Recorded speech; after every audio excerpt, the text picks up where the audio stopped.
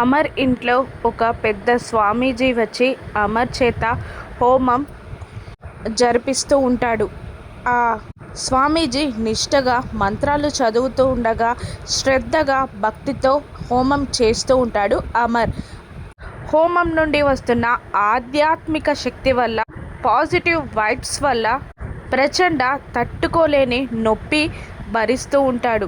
చేతులు బిగపట్టి ఆ నొప్పిని భరించలేక తల్లడిల్లుతూ ఉంటాడు ప్రచండ.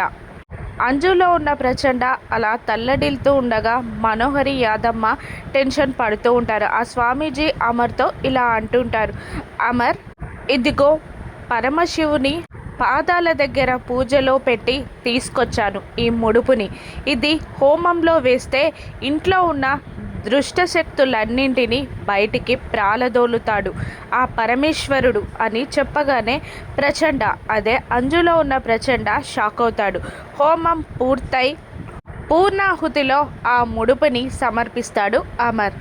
హోమం పూర్తయ్యాక హోమం బొట్టుని అందరికీ పెడుతూ ఉంటాడు ఆ స్వామీజీ. హోమం బొట్టును అందరూ ధరించాలి అంటూ అమర్కి, బుజ్జమ్మకి స్వామీజీ పెట్టగా బాగి తను పెట్టుకుంటుంది హోమం బొట్టు.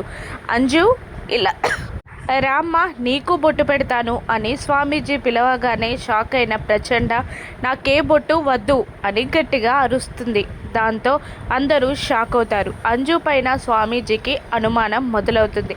అలా నిన్నెలా వదిలేస్తాం, నువ్వు బొట్టు పెట్టుకొని తీరాలి అంటూ బాగి బలవంతంగా స్వామీజీ యజ్ఞ కర్రకున్న హోమం బొట్టుని తీసుకొని ప్రచండ దగ్గరికి వెళ్తాడు. నాకు వద్దు మిస్సమ్మ, నాకు వద్దు మిస్సమ్మ అని అరుస్తూ ఉంటుంది అంజు. కానీ బలవంతంగా అంజు చేయి పట్టుకొని బొట్టు పెట్టబోతూ ఉంటుంది బాగి.